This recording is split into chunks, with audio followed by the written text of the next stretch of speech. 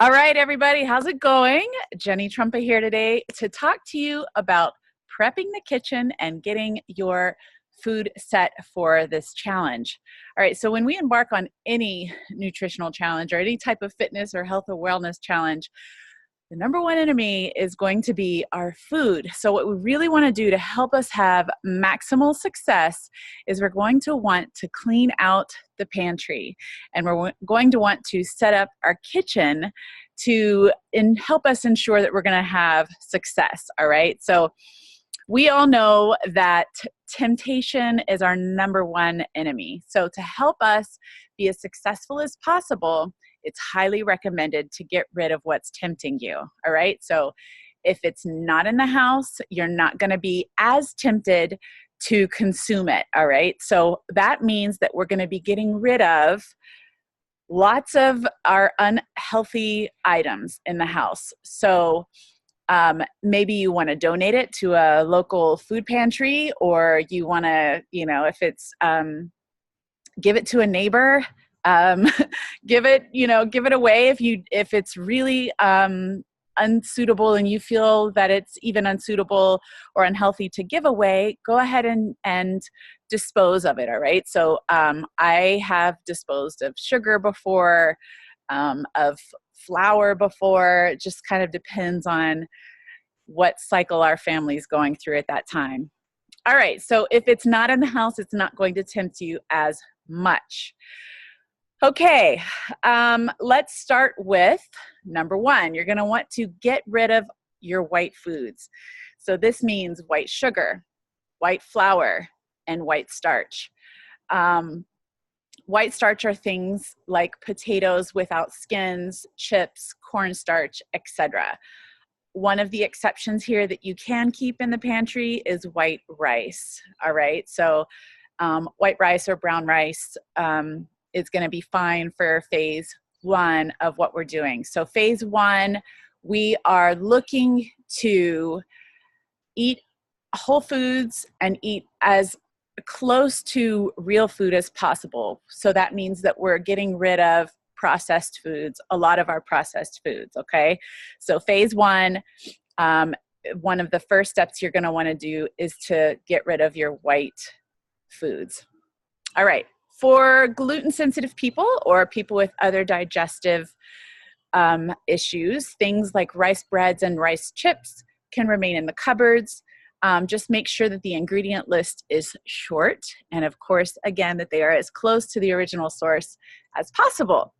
All right, so it matters how they are eaten and with what. So just keep this in mind. Just because something is gluten-free does not necessarily mean that it's healthy. Some gluten-free items are still full of sugar, and they will clog up the intestines just as much as something with gluten. So some of you that are not gluten-free, you don't need to worry so much about this.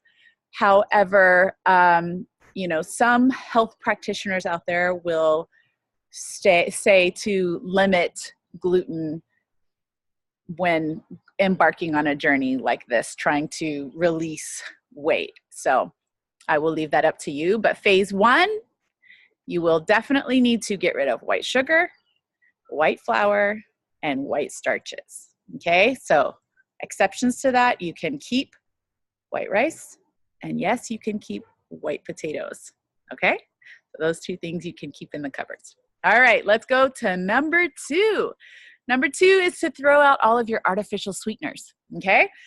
And all of your foods made with high fructose corn syrup, any sodas, all of those types of things. So things like Splenda, which has sucralose in it, aspartame, which is NutraSweet, saccharin is sweet and low. Those are the big three artificial sweeteners, and we want to ixnay on those. So get rid of them, throw them out. They're not good for you. And just because they're artificial sweeteners does not mean that they're a good alternative.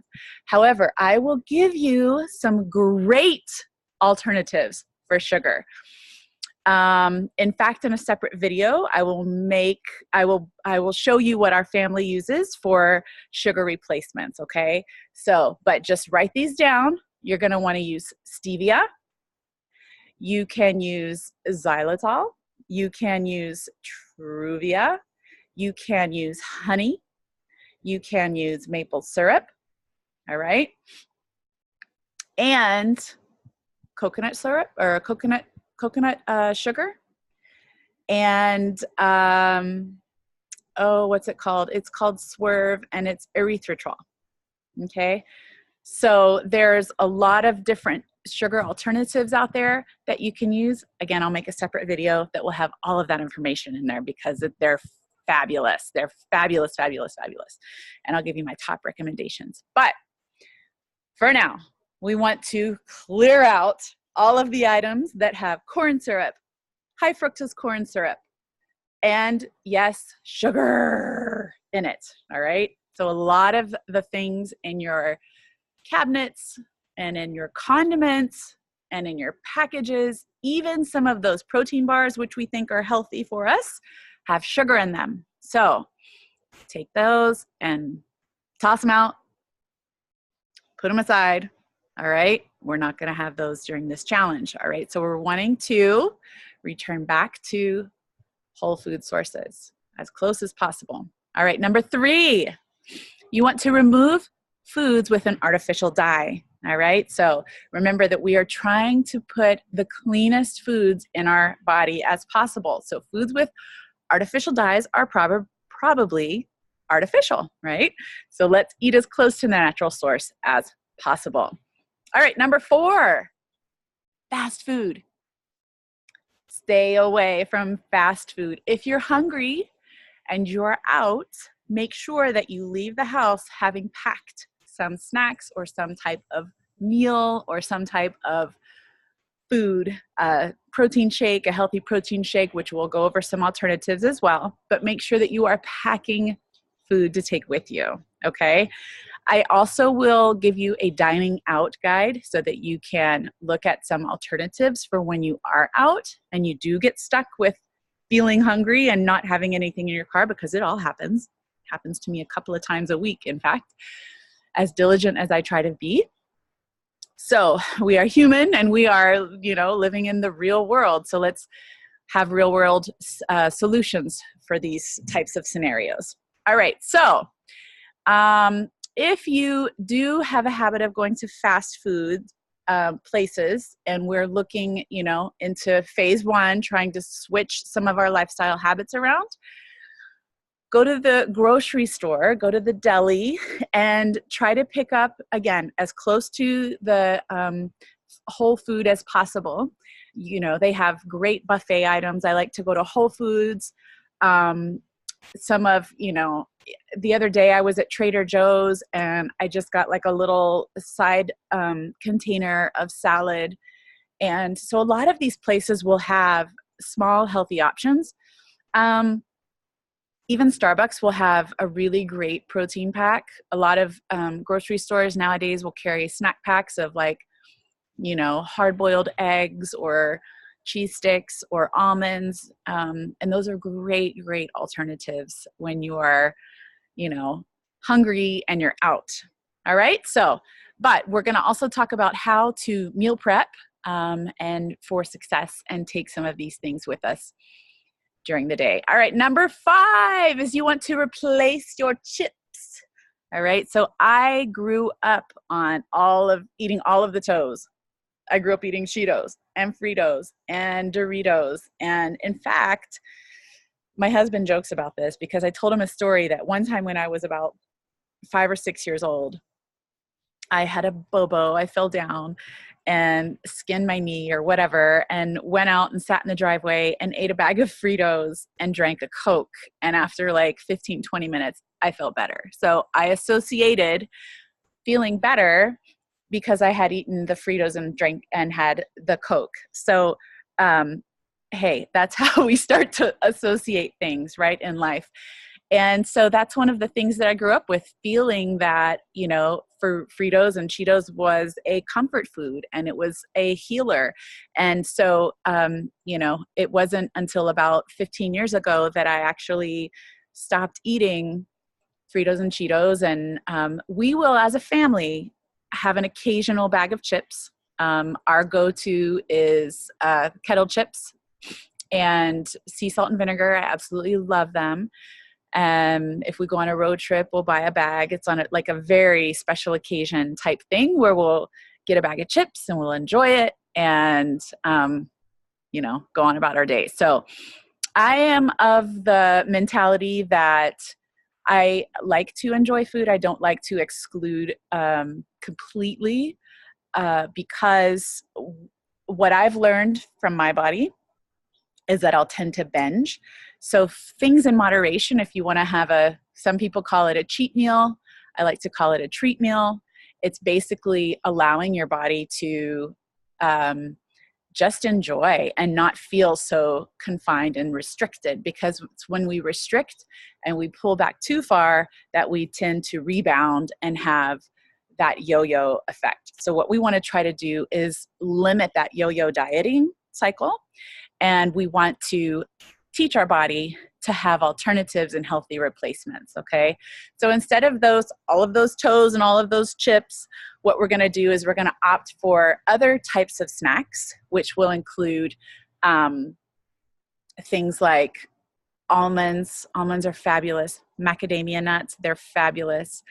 Crunchy things, carrots are really good to have on hand for snack if you like to chew on something, because us as humans, we are designed also to chew and to bite. It's kind of a stress release is to really engage the jaws. And so having those items on hand, your almonds, your macadamia nuts, your carrots, are really going to help. Celery, it's really going to help to kind of curb some of those cravings and give your body that stimulation that it needs. All right. So number 6 is we are going to replace Pam and cooking spray with olive oil or coconut oil. So actually, I'm going to change this to avocado oil and coconut oil if you're cooking.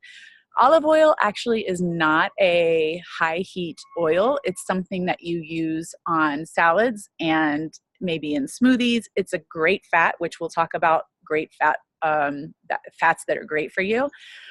But you want to cook with avocado oil or coconut oil because they are high heat oils.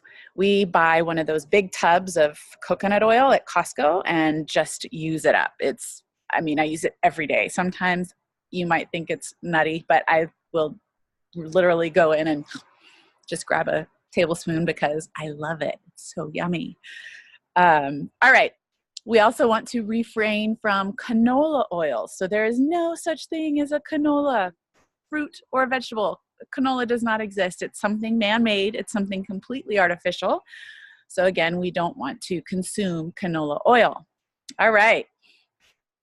Some things to remember is that natural whole foods are energy givers, and highly processed foods are energy sappers. All right, so make your intention to give your body a mouthful of something that gives you energy, not something that takes it away. All right, so we want to become mindful eaters and understanding that what we're putting into our body is giving us energy, and really nourishing our bodies and respecting our bodies and making the connection to what we're eating to being something that's fueling our body and fueling our mind and fueling our energy.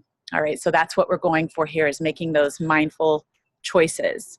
So this step, this pantry clean out and this pantry prep and this kitchen prep is really important. And I highly encourage you to take the time to prep your pantry correctly. You'll also find in this course and in this lesson a list of food swaps and substitutes that you're going to want to use, and to make sure that they are in your pantry and you've stocked up with these items. All right. So this is also going to help you in your quest to live a healthier lifestyle that is full of vitality. All right, so I hope you've enjoyed this lesson. Please let me know if you have any questions, and I'm happy to help you out and answer them. All right, have a great day.